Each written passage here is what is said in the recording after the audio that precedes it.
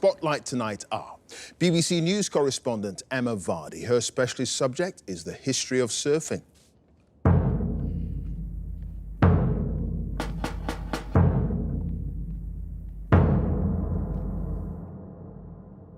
Your name?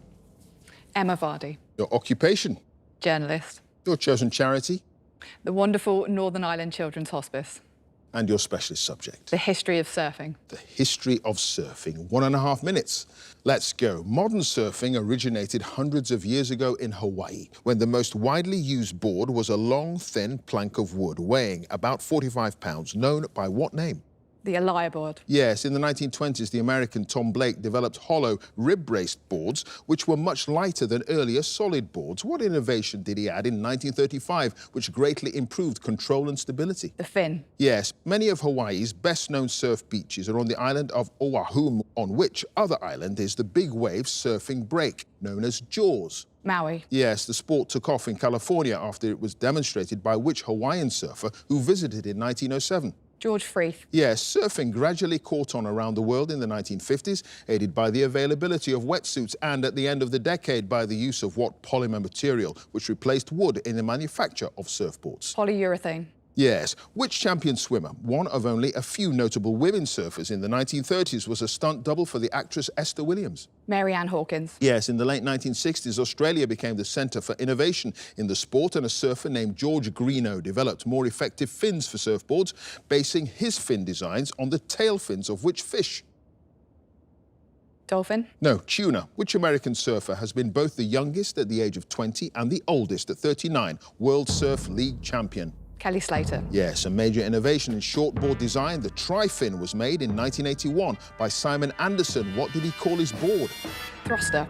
Yes, it was the thruster. And Emma, points.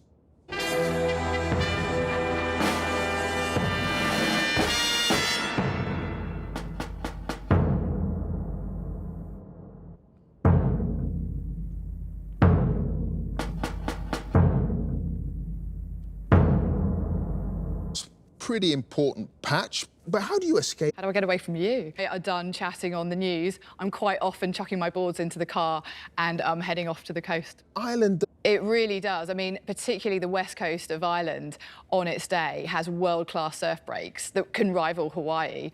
I have to say, though, it doesn't quite have the sunshine and the palm trees. So I'm quite often found in various car parks squeezing myself into a thick wetsuit. I had this dream that I wanted to surf. I came from Southampton, there's no surf there. But as soon as I got old enough to kind of earn my own money, all I spent it on whilst I was trying to get my first break in journalism. With the trophy. You've got 8 points. The score to beat, as it stands, is 19 points. You've got 2 minutes on general knowledge. Let's go. A Glaswegian is a native or inhabitant of which Scottish city? Glasgow. Yes. What word for a famous person's signature collected by a fan comes ultimately from the Greek for written in one's own handwriting? Autograph. Yes. A traditional Punch and Judy puppet show features what large reptile? Crocodile. Yes. Which actress who played Angie Watts in EastEnders in the 1980s married the guitarist Brian May in 2000? Jenny Brown. No, Anita Dobson. The defensive wall built across northern Britain around AD 128, extending from Bowness on Solway to Wallsend on Tyne, is named after which Roman emperor? Hadrian. Yes, Thomas Stearns were the forenames of which poet who was awarded the 1948 Nobel Prize in Literature? John Keats. No, T.S. Eliot. What generic name, thought to be derived from Italian, is given to the highly seasoned salami that's often sliced and used as a topping for pizzas? Chorizo. No, pepperoni. In 2017, which former member of One Direction had an eponymous UK #1 solo album featuring the chart-topping single Sign of the Times? Harry Styles. Yes, in the context of an athlete's highest score or fastest time, the letters PB stand for what term? Personal best. Yes, what's the name of the former royal residence on the Isle of Wight where Queen Victoria died in 1901? Sandringham. No, Osborne House. In the Avengers series of films, which British actor voiced the artificial intelligence system Jarvis and in 2015 went on to play the android Vision? Johnny Depp. No, got 16 points. Thank you.